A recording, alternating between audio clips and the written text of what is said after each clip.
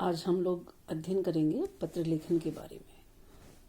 आप लोग जानते हैं कि वक्ता और श्रोता के मध्य जो एक महत्वपूर्ण कड़ी होती है, जो एक दूसरे को जोड़कर रखती है, वह उनके मध्य की कड़ी होती है संवाद। उसी प्रकार से हम देखते हैं कि लेखक और पाठक के बीच जो आत्मीय संबंध बनाते हैं, जो आत्मीय संबंध होते हैं, उनको उन चीज़ों को बनाए रखने के लिए, वो आत्मीय संबंधों को मजबूत करने के लिए एक पत्र लेखन भी एक बहुत महत्वपूर्ण विधा है। वैसे तो आप लोग जानते हैं कि लिखित अभिव्यक्ति की जितनी भी विधाएं हैं, उनमें पत्र लेखन का विशिष्ट स्थान है, वो सबसे सर्वोपरि है। जैसे आप लोग अपने दादा नाना और जो बड़े बुजुर्ग हैं उन लोगों से आप सुनते होंगे, या जब हमारे देश में फौजी नौकरी करने के लिए बाहर जाते हैं तो वो लोग भी जो पत्र भेजते हैं, उनका उत्साह आप देखते ही बनता है। तो ये अपने आप में बहुत ही अनोखी विधा है और ये सर्वोपरि विशिष्ट स्थान रखने वाली ऐसी विधा है जो जो जो पाठक के मन को बिल्कुल आत्मीय संबंध स्थापित कर देती है, और ये अपनी बातों को दूसरों तक पहुंचाने के लिए एक बहुत ही बढ़िया जरिया है, बहुत बढ़िया माध्यम है।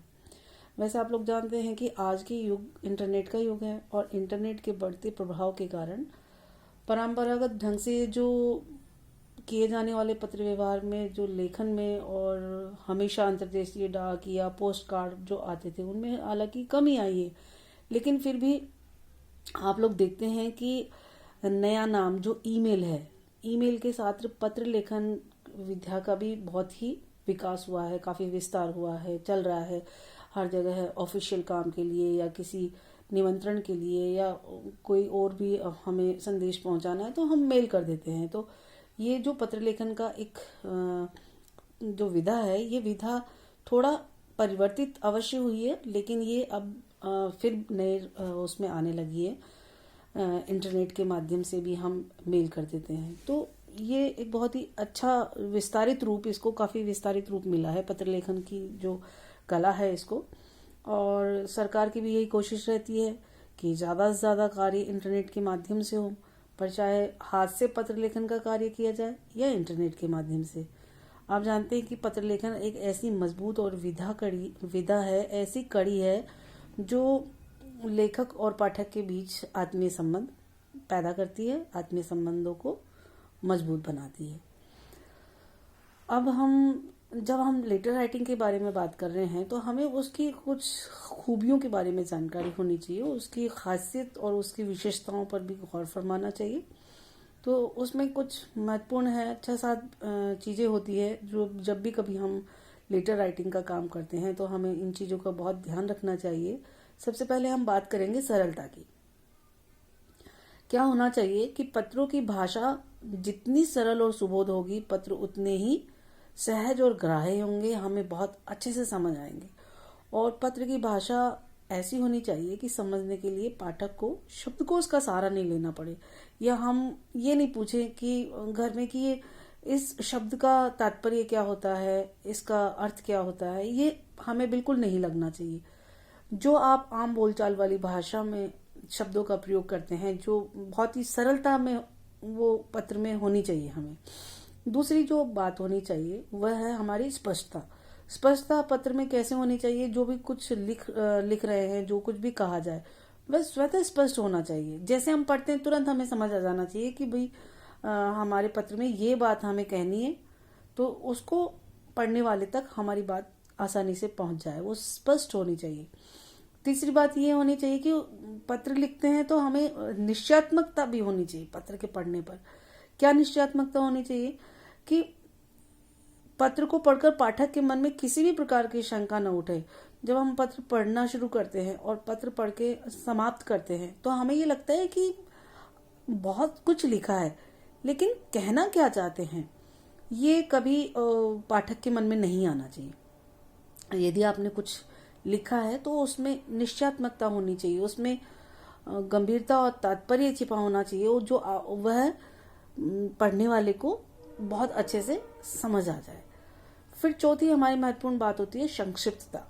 संक्षिप्तता का तो हमेशा ही ध्यान रखना चाहिए, क्योंकि आज आम भागदौड़ में, आज आम जीवन इस तरह का हो गया है, इतनी व्यस्ततम जीवन शैली हमारी हो गई है, तो बहुत बड़ा पत्र पढ़ने में भी हमें ऐसा लगता है कि पता नहीं क्या बात कही है, लेकिन कुल मिलाकर जो बात कहनी थी वह बिल्कुल 2-4 पंक्तियों में भी आ सकती है। तो ऐसा नहीं लगना चाहिए, बोरियत नहीं महसूस होनी चाहिए। उसमें संक्षिप्तता बिल्कुल ऐसी होनी चाहिए कि जो बातें लिखी जाए वे बिल्कुल गागर में सागर भरने के समान होनी चाहिए। ऐसा नहीं होना चाहिए कि आपने बहुत कुछ लिख दिया, बहुत सारा कर दिया, अब मन ऊब गया और आप जो कहना चाहते हैं वो चीज आपकी पीछे छूट जा रही है, और ये नहीं होना चाहिए। मतलब विशेष ध्यान रखें संक्षिप्तता का। उसमें एक और अच्छी बात ये ध्यान रखनी चाहिए, मौलिकता होनी चाहिए, उनकी खुद की बात होनी चाहिए।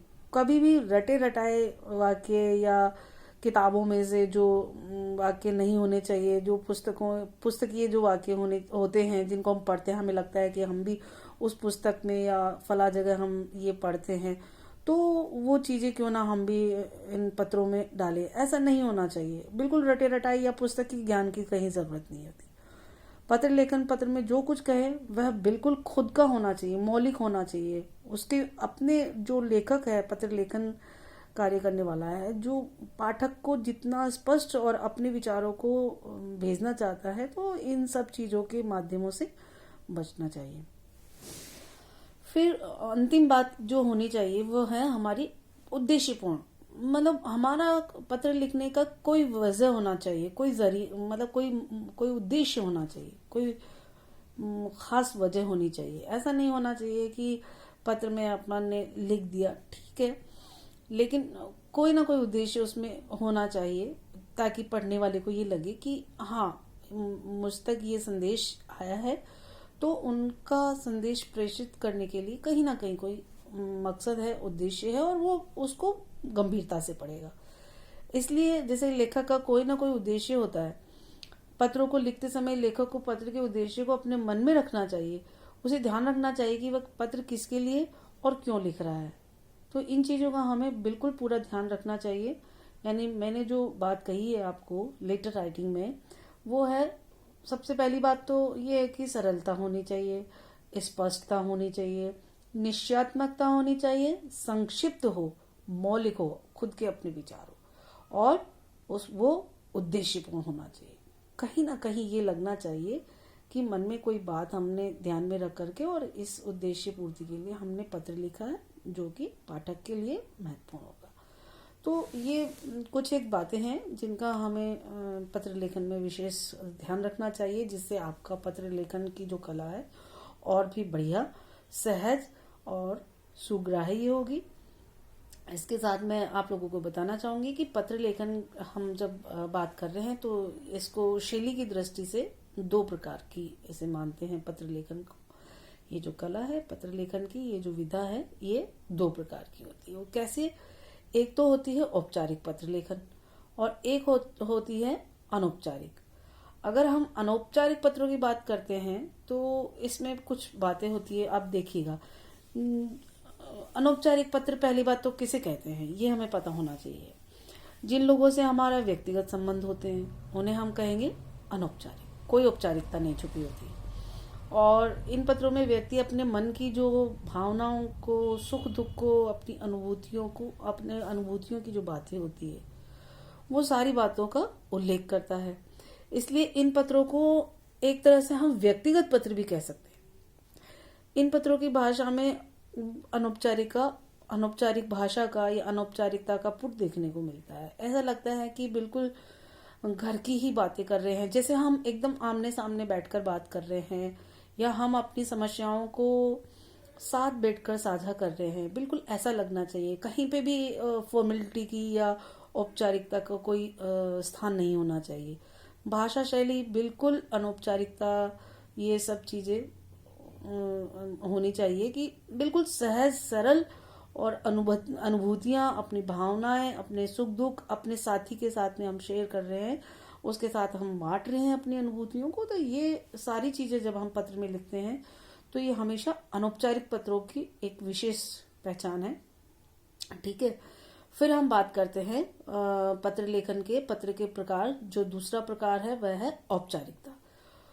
औपचारिक पत्रों की बात जब हम करते हैं तो ये पत्र औपचारिक संदर्भों में लिखे जाते हैं। कैसे? जिन लोगों के साथ इस तरह का पत्र व्यवहार किया जाता है ना, उनके साथ हमारे व्यक्तिगत संबंध नहीं होते। ऐसा नहीं कि वो हमारे फैमिली का है, परिवार का है, या दादी बुआ नाना मामा चाचा किसी का भाई है, नहीं।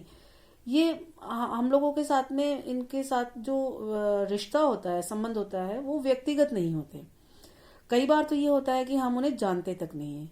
औपचारिक परिवेश के होने के कारण इन जो भी पत्र होते हैं उसमें हमें क्या महत्वपूर्ण ध्यान रखने की बात है, जो कुछ भी बात पूछी जाती है या जो हमें बतानी है वह तथ्य और सूचनाओं को हमें बताना होता है। उसमें अपनी भावनाओं का या अपने अनुभवों को या अपनी अनुभूतियों को लिखकर प्रेषित करने की कहीं कोई गुंजाइश नहीं होती है। वो अजनबी होते हैं, वो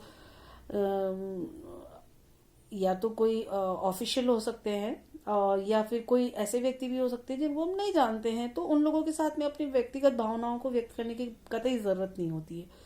तो जब इस प्रकार के जो औपचारिकता से बंध करके हम पत्र लिखते हैं जिनमें मुख्यतः तथ्य और सूचनाओं का अधिक महत्व होता है, तो हमें ये पत्र जो हमें है लिखना चाहिए। और हम इसलिए इनको हम क्या कहेंगे? औपचारिक पत्र हम इन्हें कहेंगे। अब हम बात करते हैं जो पत्र लेखन का तरीका क्या होना चाहिए, उसका जो ड्राफ्टिंग का, उसका लेखन का जो तरीका है वो क्या होना चाहिए, उनमें किन किन बिंदुओं का हमें विशेष ध्यान रखना चाहिए, उसके कौन कौन से अंग हो सकते हैं। हम ये कह सकते हैं कि पत्र लिखने के लिए पहले हमें क्या लिखना है, उसके बाद हमें किन चीजों को विस्तारित रूप देना है, और अंत में हमें समाप्त करना होता है जब अपना पत्र, तो हमें उनमें कौन से शब्दों का चयन करना चाहिए। तो हम ये आज अनौपचारिक पत्रों के विविध जो अंग होते हैं उनके बारे में बात करेंगे। सबसे पहले जब भी हम पत्र लिखते हैं, पत्र लेखन में पत्र लेखक अपना पता लिखता है, अपना एड्रेस लिखता है। पत्र के सबसे ऊपर बाईं ओर पत्र लेखक को अपना पता लिखना चाहिए। यदि आप विद्यार्थी लोग कहीं परीक्षा भवन में बैठे हैं, छात्र लोग, आप लोग सब परीक्षा भवन में बैठे हैं और आप लोगों के लिए पत्र लेखन के लिए निर्देश दिए जाते हैं, तो उन्हें अपना पता नहीं लिखना चाहिए। परीक्षा भवन या वहाँ का नहीं बताना चाहिए। जहाँ परीक्षा भवन है वो लिखो आप, फिर नगर का नाम लिखो जहाँ परीक्षा हो रही है उसका। और ये एक जो औपचारिक पत्र होते हैं उनमें विशेष ध्यान रखने वाली चीज होती है। और अनौपचारिक जो पत्र होते हैं उनमें तो ये हम अपना पता और ये सब दे ही सकते हैं। तो ये विशेष ध्यान रखने वाली बात है कि पत्र लेखक सबसे पहले बाईं ओर अपना पता लिखता है, फिर दिनांक, डेट यानी तारीख। जब पत्र लेखक अपना पता लिखता है उसके बाद उसको चाहिए कि पता लिखने के बाद ठीक उसके नीचे उस दिन का दिनांक लिखे। जैसे परीक्षा भवन, हम ये अनौपचारिक पत्रों की बात कर रहे हैं। अनौपचारिक पत्र जिसमें औपचारिकता बिल्कुल नहीं होती है उनकी बात कर रहे हैं। तो हमें क्या देखना चाहिए कि सबसे पहले पता लिखा लेखक ने, उसके बाद बाईं तरफ पता लिखने के ठीक नीचे ही उसे अपने स्थान का नाम लिखना चाहिए। फिर उसके बाद में हमें डेट, तारीख लिखनी चाहिए। ठीक है। उसके बाद जो हमारा तीसरा अंग है वो है संबोधन। पत्र लेखन में तीसरा जो अंग है वो आ जाता है संबोधन। औपचारिक पत्रों में संबोधन का भी आप लोग जानते हैं विशेष महत्व होता है, क्योंकि हमें जब लिख रहे होते तो हमें समझ नहीं आता कि हमें क्या लिखें। तो ये भी अपने आप में बहुत महत्वपूर्ण है, ये जान लें, क्योंकि पत्र पढ़ने वाला सबसे पहले इसी को पढ़ता है। और इन संबोधन जनों के माध्यम से इन जो प्रतीक है, जो संबोधन, जो आप किसी का अभिवादन जिन शब्दों के माध्यम से करते हैं, वो माध्यम से पत्र लेखक पाठक के प्रति अपनी भावनाओं को व्यक्त करता है। और संबंधों को देखकर ही यह अनुमान लगाया जाता है कि अपने से छोटे ने लिखा है या बड़े को कितना या प्यार सम्मान व्यक्त किया गया है, तो ये सब चीजें उस अभिवादन में या संबोधन जो भी आप लिखते हैं उससे पता लगता है। जैसे मैं आप लोगों को एक दो संबोधन के कुछ चीजें मैं बता देती हूँ कि हम क्या भारतीय परिप्रेक्ष्य में जब भी अपन अनौपचारिक पत्र लिखते हैं तो किस तरह से बड़े को छोटा या छोटे को बड़ा लिखता है, या मित्र को या अपने रिश्ते में जो कोई होते हैं उनको किस तरह से संबोधन शैली का इस्तेमाल करते हैं, वो किस तरह से प्रयोग करते हैं। जैसे हम पिताजी को लिख रहे हैं तो लिखते हैं पूज्य पिताजी या पूज्य माताजी या पूज्य गुरुजी। फिर अगर हम चाचा जी को, चाची को या भाई साहब को, दीदी को लिखते हैं तो उनके लिए हम आदरणीय भी लगाते हैं क्योंकि वो बड़े हैं। पिताजी भी आदरणीय होते हैं, पूज्य अच्छा लगता है, पूज्य लिख सकते हैं, पूजनीय लिख सकते हैं। तो हम लिख सकते हैं चाचा जी, चाची जी, आदरणीय, परम आदरणीय, जो भी है। जैसे हम चाचा या गुरु को हम और भी लिख सकते हैं, जैसे श्रद्धेय लिख देते हैं। श्रद्धेय मतलब जो श्रद्धा के पात्र हैं, जिनके प्रति आप आदर भाव भी रखते हैं और उनके प्रति आप के मन में सम्मान भी है। तो सम्मान, आदर और प्रेम ये जब है तो हम उनको श्रद्धेय भी कह सकते हैं। तो इस प्रकार जो भी अपने बड़े होते हैं उन लोगों के लिए हम जो संबोधन शैली होती है, जो शब्द होते हैं वो होते हैं पूजनीय, आदरणीय, श्रद्धेय, इस तरह से। जब भाई हो या मित्र हो तो उसके लिए हम प्रिय लिखते हैं, प्रिय भाई, प्रिय मित्र, इस तरह से। और बड़ा है भाई तो उसके लिए आदरणीय भाई साहब ये लिख सकते हैं। ठीक है, तो ये कुछ संबोधन के जो मैंने आपको बताया। पत्र लेखन में तृतीय अंग है हमारा संबोधन। संबोधन में मैंने आप लोगों को बताया भारतीय परिप्रेक्ष्य में हम किस प्रकार से बड़ों के प्रति आदर भाव से उनके लिए संबोधित जो शब्दों का इस्तेमाल करते हैं वो मैंने आपको बताया। फिर उसके बाद शिष्टाचार सूचक के बाद में उसके बाद में एक पंक्ति लिखते हैं, अभिवादन के लिए कुछ लिखते हैं। जैसे शिष्टाचार अभिवादन के निबंध, ये इस बात पर, इन रिश्तों पर, इस संबोधन पर निर्भर करता है। जो भी हमने लिखा है ना, आदरणीय या प्रिय लिखा है या जो भी लिखा हो, उसके ऊपर निर्भर करता है कि हम जो शिष्टाचार के कुछ पदबंध है जो उसके बाद लिखे जाते हैं। हमने संबोधन किया, संबोधन के ठीक नीचे हम कुछ शिष्टाचार के कुछ पदबंध लिखते हैं। जैसे चरण स्पर्श, प्रणाम, नमस्कार, वंदे या सस्नेह, नमस्ते, ऐसे। और बड़े जब हमको लिखते हैं छोटों को तो वो लिखते हैं प्रसन्न रहो, चिरंजीवी रहो। जब हम अपने मित्रों को लिखते हैं नमस्ते। इस तरह से हम जो पदबंध होते हैं शिष्टाचारपूर्ण, उन शब्दों का इस्तेमाल करते हैं। फिर हम आते हैं मूल कथ्य पर। पहले हमने बात किया पत्र लेखन पे, पते की, फिर तारीख, फिर संबोधन शैली, फिर हमारा शिष्टाचारपूर्ण पदबंध, और अब जो है मूल कथ्य। मूल कथ्य में क्या लिखना है? शिष्टाचार सूचक शब्दों के बाद पत्र की मूल विषय वस्तु आती है, जो कुछ हम पाठक को कहना चाहते हैं। इसे पत्र का कथ्य कहते हैं, या फिर इसके अंतर्गत लेखक वे सभी अपनी बातें, विचार व्यक्त करता है जिन्हें वह पाठक तक पहुंचाना चाहता है ना, संप्रेषित करना चाहता है।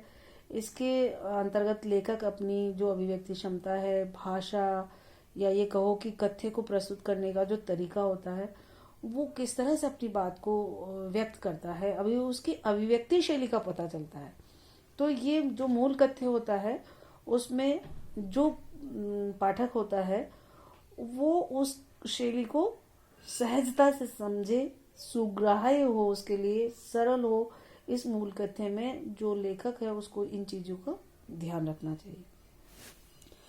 फिर आ जाती है अपनी समापन के लिए चलते हैं अपन। समापन निर्देश या स्वनिर्देश जो कुछ भी होता है, जैसे मान लीजिए कथ्य की समाप्ति के बाद पत्र के समापन की बारी, पूरा सब कुछ हमने जो भी उसमें लिखना है कि मूल जो हमारा उद्देश्य है पत्र लिखने का वो लिख लिया, और उसकी समाप्ति के बाद पत्र के अंत में उसके समापन की बारी आ जाती है। तो उसको पत्र समापन से पहले जैसे अपने आत्मीय जन के विषय में पूछताछ या फिर आदर